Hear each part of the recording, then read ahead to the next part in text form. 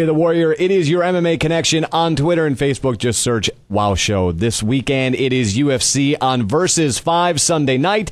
Joining us on the line right now, Chris Lytle. Chris, how are you? I'm doing good. How you doing, Bob? Excellent, excellent. It is Sunday night, going to be UFC on Versus 5. You and Dan Hardy, and I don't know what you did with the other Dan Hardy, but he has become, over the last couple of months, a kinder, gentler Dan Hardy, saying how he wants to fight like you and he admires the way that you fight. What do you think has been going through his head after the last 3 losses? Well, I feel like I know what it was going through his head in the last one, and I've been there before, and that's why he just wants to come out and put on good, exciting fights, and that's what he was trying to do his last fight. And his opponent had different things in mind. He just wanted to get the win, so he kind of just tried to hold him down for 3 rounds. And I've had that happen to me a couple of times. It's frustrating. You don't want that. You just want to go out there and fight, and he didn't get that. So when he said he wanted to fight, someone like me, I took that as a huge compliment that he would think of I'm the guy who's gonna give him that type of fight. So I'm glad to know that people think of me as that kind of fighter, and I there's no way I plan on disappointing. That's my game plan is to fight that style that people want.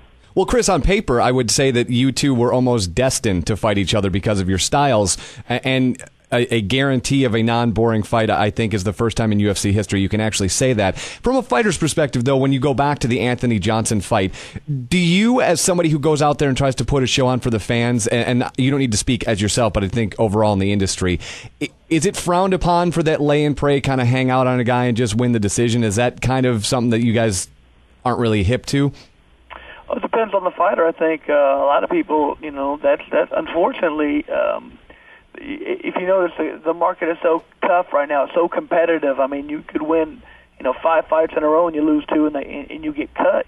That's just the nature of the business for how good it's getting here. So, and you got certain people trying to climb the ladder, trying to get to the top. That's definitely they have to win. And I've fought like that once. When I fought Matt Serra in the finale of The Ultimate Fighter. It was whoever wins gets the title fight. And I'll be honest, that was my whole thought. I got to win. I don't care how this fight looks. And I fought a boring fight, and I lost a split decision. So right then and there, that was about as bad of a feeling as it gets. I fought a boring, terrible fight, not my style, and I still lost. So in my head, I said, you know what, that's never going to happen again. I'd rather go out there and fight, the way I want to fight, exciting fights, try to finish the guy. And if I lose, whatever. I've lost bigger fights than this, so I'm just going to go out there and fight. And I think that served me well. I wish everybody would adopt that attitude, but right. I think it takes something kind of dramatic for you to get like that, and it did me, and I feel good ever since then.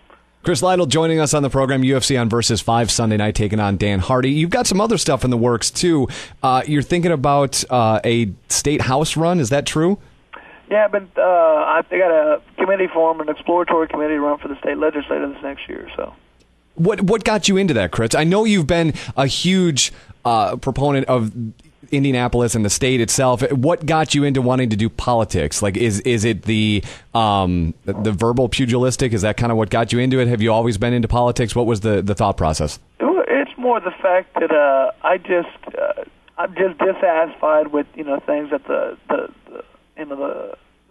state level and the federal, just the national level. But I feel Indiana's the area I've always lived in, and I'd like to see. I think we're in for some bigger economic problems here. I've thought that for a while, and I want to try and do what I can to help make Indiana the strongest economic state as possible. And I don't think that's going to happen with the people in there right now. And I feel that there's either one or two things I can do about it. I can sit here and complain about it, or I can try and do something about it. And I'm not the type of guy who's just going to sit there and complain and not try and do anything. So I feel I have the ability to help, make good changes. So I'm going to try it, So if it works out and people will decide that I'd be good in there, that'd be fantastic. And if not, then I went out there and I did what I could. I tried. I swung for the fences. If I lost my battle, I lost it. But I'm going to go out there with a clean conscience, knowing that I tried to do what I could. But first, this Sunday, you swing for the fences against Dan Hardy. How do you think, striking-wise, you guys match up? Because I feel that you've got a better grasp of the angles in boxing than he does. Do you think that would be a fair comparison?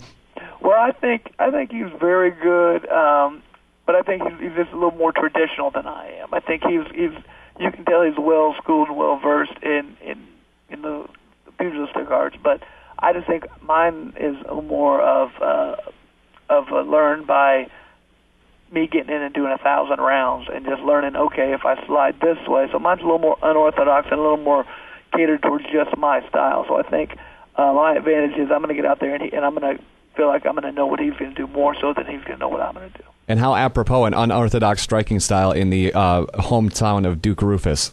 That's true. Chris Lytle has been joining us. One last question before I let you go. How many more wins do you think Jim Miller needs before he actually gets a title shot?